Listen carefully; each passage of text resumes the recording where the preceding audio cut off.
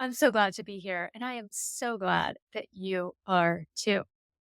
This is Sarah Leslie with Go All In, helping entrepreneurs live the life they want to live right now, making the money they want to make the way they want to make it, while also living a rich and full life outside of their office. True personal freedom. Let's go.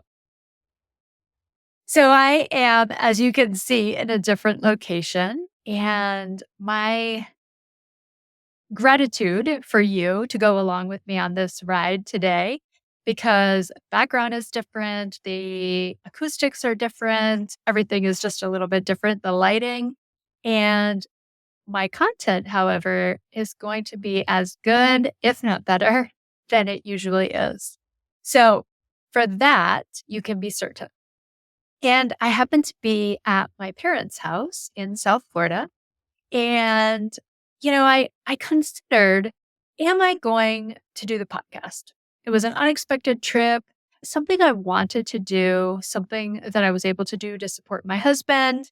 And yet it did cause me to have to, reschedule a lot of things over the course of this week because, of course, I already had my week planned out, appointments, different things that I'm involved in Asheville. And in order for me to up and fly to Florida for the week, it required me to then change those appointments, reschedule those appointments. And as I was thinking about doing the podcast, I was like, well, I already have it scheduled, right? It's a part of my schedule, which means it's a part of my business, which means the show must go on.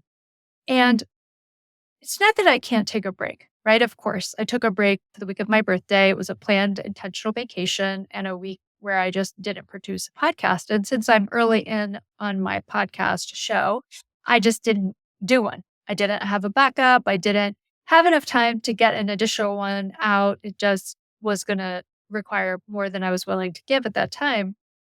And totally fine, right?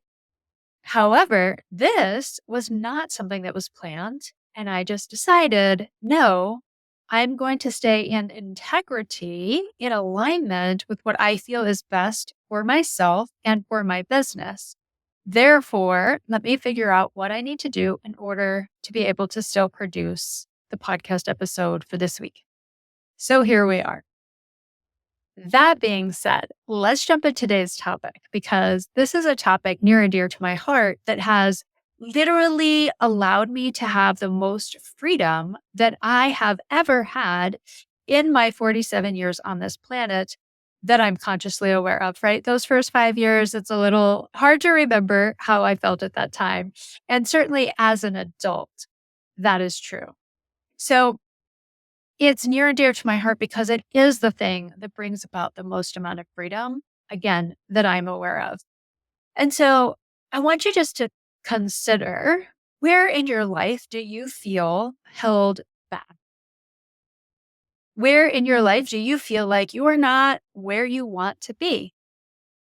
Could be in your business, could be in your marriage, could be with your kids, the relationship with them, could be that you're not traveling. Like there are so many different areas of our lives. So like, again, I work with the whole entrepreneur, right? The whole person. And so take a look at your life and ask, like, where is that true that I feel less than satisfied, where perhaps I'm settling or I'm just not where I desire to be. I'm not where I long to be. And this is what we're going to get into today. It's really being able to identify and understand that it is within your power and your ability to change your circumstances. Yes. Let me repeat it, right?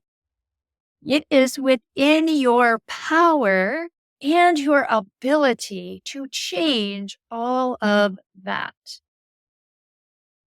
We're going to really dig into the necessity of being self-approving in order to reach the highest level of freedom that I know of.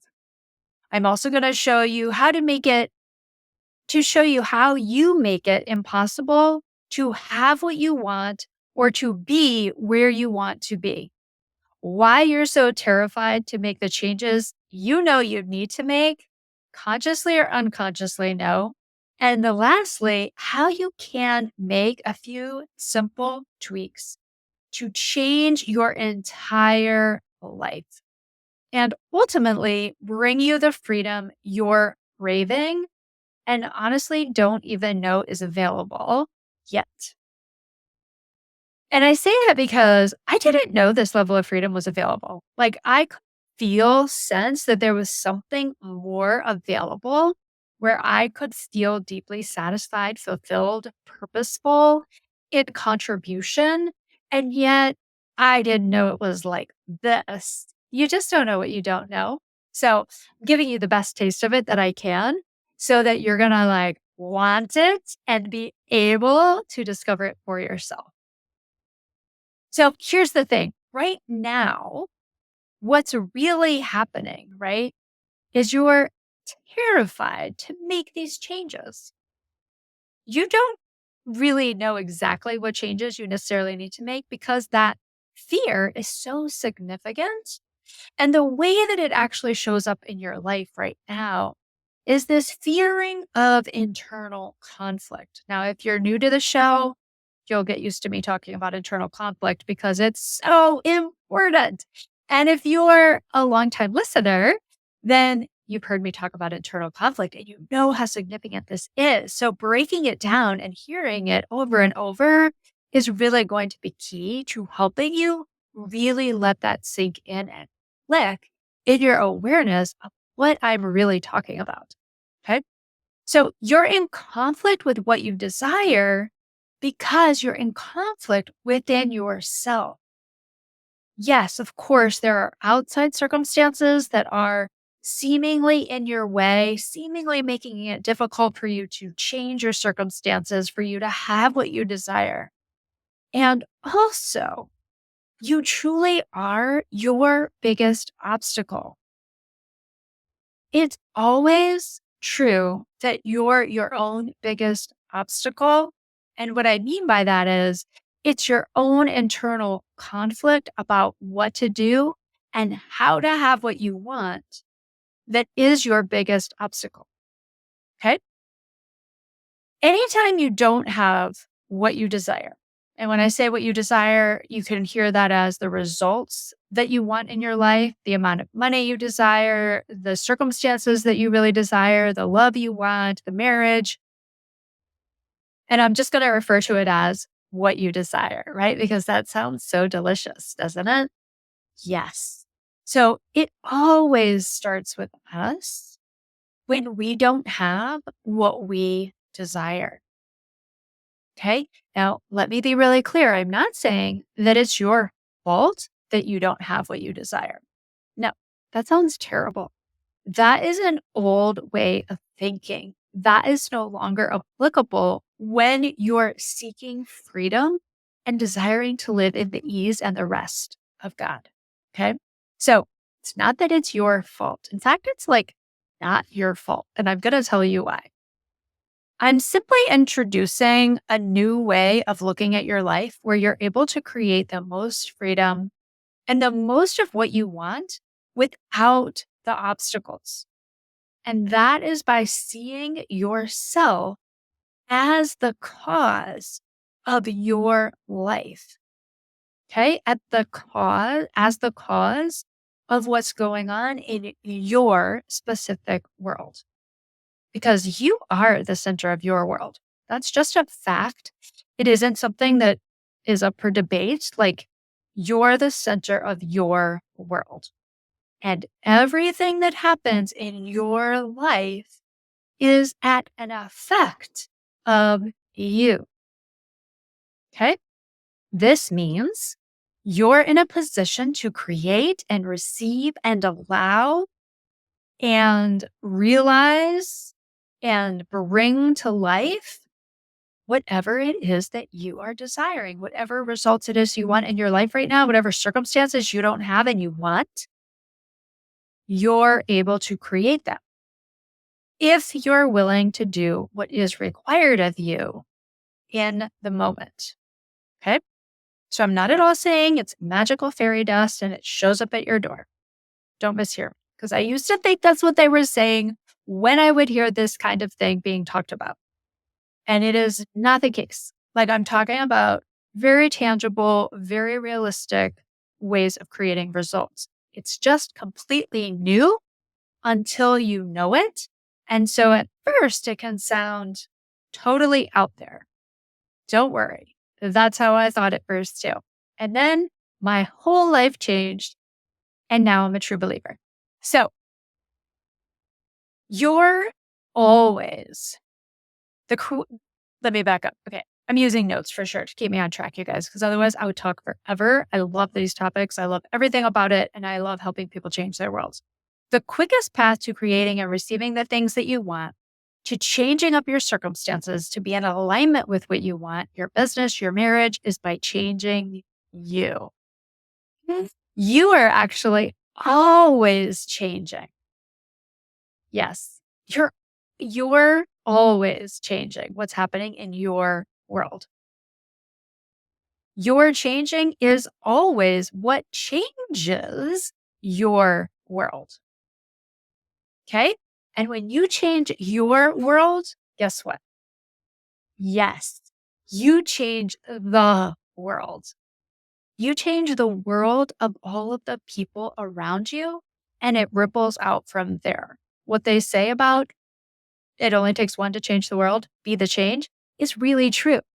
And until you really understand what it means, right, or how it literally happens, it can seem kind of like a fanciful notion. So I want to bring some real deep grounding to that because it's true and it's logical, it's scientific, it's spiritual, it's psychological, it's all of the things wrapped up in what I just refer to now as the truth.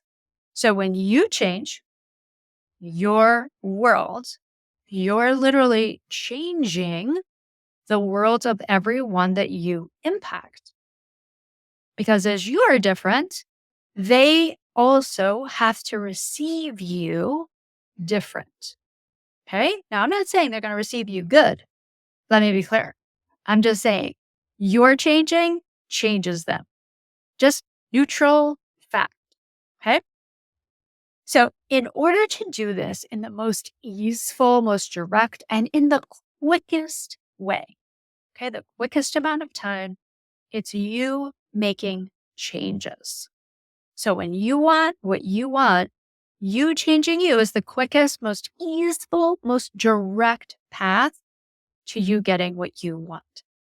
Otherwise, you are left in the position of waiting on someone else or something else to change, whether it's your significant other, whether it's circumstances outside of your business, potential clients, potential, new deals that are coming through, the government, laws, like all the things that are out there externally that you could find yourself waiting on in order to be able to create the things that you're wanting or to be able to have your circumstances change so that you're now feeling in alignment and doing the things you most want to be doing. I just for like a more deep example, it's often true that people will find themselves in conversations with various significant others in their worlds, right?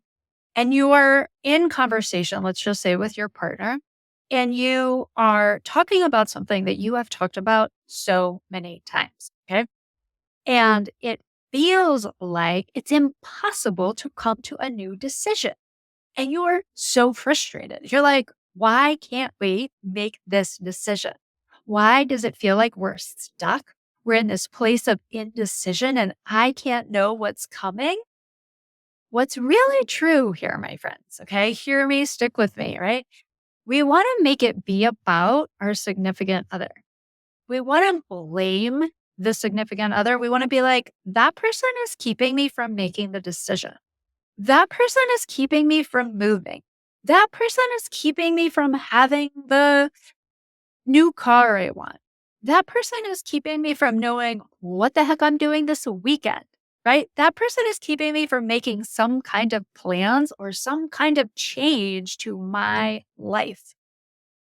Now, if we really thought that that was true, 100% we would feel so stuck, so at the whim of others. Now, the reason we get stuck in this place is because we have been at the whim of others for so long. The first many, many years of your life, you're at the whim of your parents, simply because that's the design of the world, right? You grow up in a family and you're at the whim of the family to a large degree. And then when you grow up and you go out and you're doing your thing, you're still in a place, most of us are positioned to where we're still at the whim of the family. And it slowly decreases over time. But for most people, it's still very, very strongly there. Okay. Again, whether you live with them or not. And then you're at the whim of a bunch of other systems that you have just already unconsciously, unknowingly decided to be a part of. All the systems, the school system, the education system, the government, communities, the HOA, all the system. Okay. And again, when we leave it in the hands of other people to be the ones that we're relying on, waiting on, needing to make changes, then we start to feel trapped, stuck, incapable of moving forward. And the tendency is to blame them, right? And when we go into that place, unknowingly, we start to resent the other. Okay. So again, it's not really true that you can't make the change or that you don't have choice because of this other person. No, what's really true is you're terrified to make a decision on your own. Now you're terrified unconsciously, but it is a form of being terrified because let's just take the example, right? This weekend, you want to know, you want to make plans. Okay. This is one for me that has been an ongoing thing with my husband, Troy. And just over the last several months, we've really resolved this to where it's no longer an issue. But we used to get into these, discussions over weekend plans. And it was like, how do we end up here every weekend? This is crazy. So, what we came to understand and discover is that we both had different expectations about what should be happening for the weekend, how to go about making plans, how to wait on the other person to know what they're doing so that we can then decide what we're going to be doing. We should be doing something together because, that's what's expected when you're married. All of these different socially normative expectations that we were bringing in ourselves individually then complicating something that's really very simple. But again, it's not simple when you have all this social conditioning running around in your head telling you what you should and shouldn't do, what you have to do and not have to do in order to fill in the blank. So it's the same thing for every circumstance, whether it's something small or simple, like what you're doing for the weekend, what you're making for dinner, what you're eating, what you're planning to do for your kids, signing them up for soccer, not signing them up for soccer, all these decisions, right? All the way up through what you're doing with your money, how you're managing your money, what kind of car you're going to buy or not buy, where you're going to go on vacation, not go on vacation, when, how often, up to where you're going to live and when you're going to move and how to know when to move and where you're going to move to. All of these things, right? Like all the decisions, we think we have to wait on the other. Okay. And the reality is you're terrified to just make the decision on your own because you think that making the decision on your own would be wrong. Let me say that with dramatic emphasis. You think it would be wrong, right? It would be a bad thing. It would be a bad decision. It would potentially mean the other would get upset at you. It might mean you end up in this conflict with them. You don't want to get into conflict. You don't want it to be uncomfortable. You don't want to play the bad guy, right? We have all of these then connotations and make believe land that we go into and stories that we create. Oh my gosh, if I went and traveled to this place I've been dying to go to by myself because my partner isn't in a position right now where that is makes sense for him to go do, I would be a bad wife. I would be a bad person. I would be ungrateful, thoughtful, all the things. Or the assumption could get made from other people, right? I would receive a lot of judgment. Oh, there's something wrong with your marriage. Oh, you're doing the wrong thing. Oh, you shouldn't travel alone. You shouldn't be traveling as a single woman. You shouldn't be traveling without your husband. All of these different socially normative beliefs, right? That fill our minds that are the shoulds and have tos. We all have them. Okay.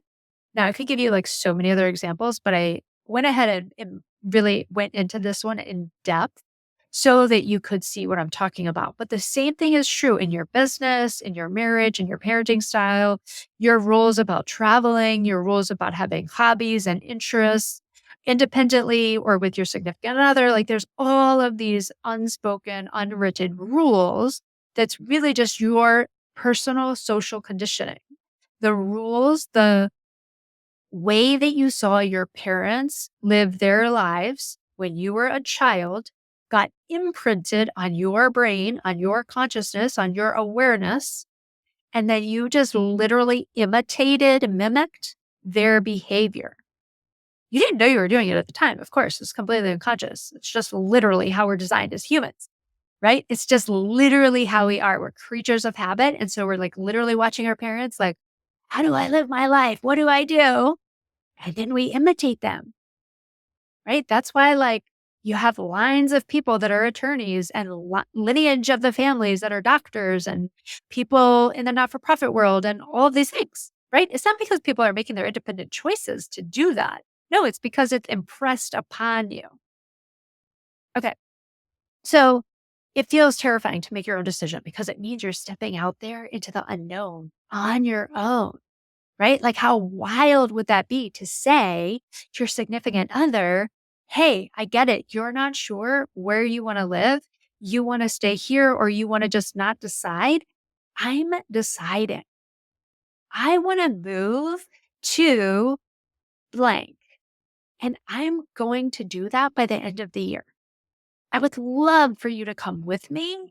And it's also totally fine if you decide not to. Right? Of course, there are going to be practical details, financial details that you will then have to have subsequent conversations about. Like life will require you to decide and then to have subsequent conversations on how to work out the details for that. Right? But when you go into this place of saying, I can't move until we decide, then you become trapped within your own paradigm, within your own construct of how you think that things should be. Okay? I have been there so many times. So many times. It's really the only thing that imprisons you outside of literally being imprisoned by someone else. Okay? And again, as a child, you don't have total control over yourself. So let me just be clear. This is really information that I'm gearing towards adults. It's still applicable in childhood, but if I were talking to that age, I would be catering it to them and I would be talking about it totally different. So I just want you to really hear me. This is about adults. Okay. And people who have enough awareness that they can make decisions on their own about most things in their lives. That's who I'm talking to. So if I were talking to other people, I would cater it that way. Just for like caveat, because if you're anything like me, I want to like find, oh, nope, let me poke a hole in this or, oh, does it work over here? Because that's who I used to be, like so critical, so judgmental. Why? Because that is how I was raised. I was raised inside of a religion that said there's a wrong way and a right way to do most things. I don't actually think that that is what the foundation of the religion that I grew up in intended, but it is what the men and eventually women wrote down. And that is how so many people end up living it out inside of religion. That's just what people do. That's people want to understand. What do I do? What do I not do? Right? And they want someone else to come in and tell them what to do and what not to do. Why? So they can be good. So they can know that they're safe, that all is well. Listen, my loves, my people seeking liberation and upgrade. That isn't how it works. You're actually totally and fully, completely responsible for yourself and every single decision that you make. At the end of the day, when you strip it all away, you are left standing completely on your own. Don't let that be a terrifying thing. I used to think that was terrifying. I couldn't stand being at home by myself. Why? Because I thought I was doing so many things wrong, right? I didn't have I got divorced in my early 30s, right? And so then being alone meant I had failed at being married, right? So then I made being alone, being at home alone, I made it wrong and bad. And I was so judgmental and shameful. It's an awful way to live. So we have to step outside of that way of thinking, that way of seeing ourselves to allow freedom and liberation to even take place. But you, my friend, are the only person that can make that happen. The only person. Let that be so much freedom, so much power. Yes, so good. So you've been completely socially cultivated to believe that you have a lot less power than you really do. Why? Not because everybody's out there to get you or because the world is bad and evil and all of the things that you might be thinking or hearing about. No, because again, people want to feel safe and rules help people feel safe. It's just a delusion. And it is what most of us cling to when we're feeling stressed or unsafe or in the unknown. So when you're stepping out there with your own decision, you're seemingly stepping out into the unknown. And we've been taught that that should be scary and feel really uncomfortable. But like also, it could be amazing, right? So when you learn this level of freedom, and you learn this level of self-approving of yourself, right?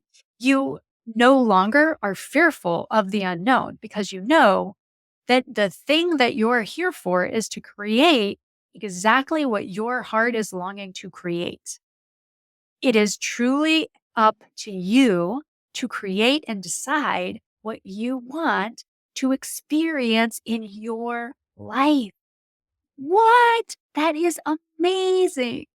God designed you to experience exactly what you desire to experience. Oh, it's so good. Okay. So let's skip down here, right? So basically, let me bring you to the close. You can't outrun your childhood programming. You just can't. Like literally, I have tried, right? And I was a therapist. I was a professional helper for 20 years. I thought I could outrun this thing that seemed to be like that I couldn't get rid of, that I couldn't break free of, that I couldn't like allow myself to go do the things that I really desired to do. You can't outrun it. Okay. It's literally the way you think as of right now. That's it. It's just the way you think. So, in order to break free, right, from the way you currently think, you actually have to get clear with what you actually do think. Okay. And then you have to like go through and pick and choose what you want to keep and what you don't want to keep. Kind of like decluttering your house. This is why I love decluttering because it's the same thing that goes on within our belief sets, within our belief system. We have to literally go through and look at what we do believe and then declutter. Okay. So when you declutter the closet, what does it free up? Space. Frees up space so that you can literally go shopping and buy things you now desire. The things that feel so in alignment to have in your closet for you to have on your body. That's what you got to do. The same thing with your own beliefs and your way of thinking and your way of being in the world.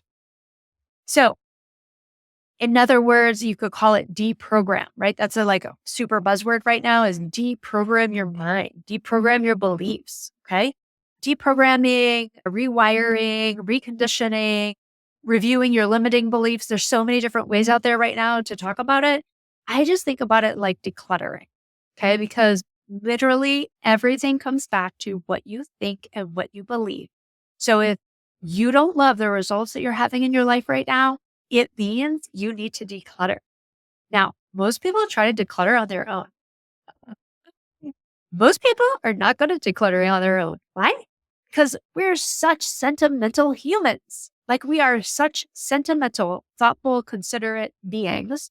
We want to keep certain things that really no longer are useful, that we haven't touched in over a year. What? I'm like, oh no, I don't want to throw that away yet. Why? Because it has sentimental value, because I might need it in the future, because so and so gave it to me. And then we want to hold on to it. And we do. Okay. That is not what I would call freedom of, like, that isn't the kind of decluttering that creates true and total freedom. It really does require a professional to come in to your house, right? Your mind, the place that houses your thoughts and your feelings, and help you go through little by little, one by one, however you want to think about it, to help you really get clear and understand this is your vision. And here are the things that need to be decluttered that are literally the obstacles in your way to literally creating your vision bright. Oh, so good. Okay. And then you learn how to be yourself, your natural, inherent self, who you desire to be here on the planet. It's so exciting. For a time, it will feel like you're an infant. Okay. If you're familiar with the scriptures from the Bible, it literally talks about that. In the Bible, it talks about drinking milk for a time when you become reborn. What I now believe that this means is that when we renew our minds, right, when we deprogram, when we get rid of the stuff that isn't authentically to our self, right, to the natural self, to the inherent self, we declutter. We have this like amazing opportunity to be reborn, to have our mind be renewed, to take on a new way of being in the world, new thoughts, new belief, new feelings. Okay. And at first, it will feel like you're drinking milk because you're like, whoa, my mind is totally blown by all this new stuff, all this stuff that Sarah is talking about. This feels amazing and yet totally unknown to me, foreign. It's like learning a new language. Okay. It's okay. Because what happens with the infant? They grow, they mature, they evolve, right? And then they start having baby food, right? And then they learn how to eat solid food. And then before you know it, they're off and going and eating whatever they want to, no problem. It's the same thing. So you'll mature very, very quickly, right? You'll learn these things, you'll implement them, you'll integrate them, you'll make adjustments, you'll tweak them. And before you know it, you're just off and running, living this total free life. So let this be such good news. You can truly recreate, renew, be reborn. And from this place only can be, rather than try or working to be, who you crave, long, desire to be. Only from this place can you just be, from that place of rest, that place of ease, that place of delight in being you, right? If, again, you're a person that grew up in a Christian religion of some sort, this idea of God loving who you are, right? You being uniquely perfect. This is what they really mean, right? They probably don't really even know that they mean that, but this is what they really mean. This is you being able to be you, who you are uniquely crafted to be, and feel so good about being this version of you, this you uniquely crafted by God. This is what that feels like. To be in the rest of God is you being without these overwhelming fears and holdbacks and feelings of shame, feelings of wrongness about who you are. Once you find this place, you feel at home with yourself, at ease in your life, and then you're creating with ease. Regardless of what the people around you think about what you're doing and who you are being, because you now deeply self-approve of you, right? You're embracing of this beautiful creation that you are and have always been. Deeply at home with yourself, comfortable in your own skin. Literally, when you are in this place, it is the greatest amount of freedom. And it means you move through the world with amazing confidence, clarity about who you are and what you're doing, what you're accomplishing, what you feel you are here for. You're in tune and in touch and in alignment with your internal calling. And you just literally become in contribution to the harmony of the world, to the betterment of the world from this place of natural ease. I hope this has excited you and delighted you. Thank you so much for being here with me on this different kind of a day. And I hope this material landed for you so deliciously as it did for me. That's it for me. Thanks so much for being here. Come join me on my personal Facebook page. If you and I aren't friends or you're not following me, come check me out for daily content all about this kind of deep digging into how to change our lives in a sustainable way where we get to feel so good about being ourselves. Don't forget to link and subscribe to my channel, and all the links that you'll need to connect with me are here in the show notes. Between now and when I see you next, go be the change you need in the world. I work with folks in one primary way, my signature one-to-one high-level deep coaching program. It's a very highly curated and bespoke program fit for your exact unique needs and desires, drawing on my 20-year plus experience where you have access to me almost every day.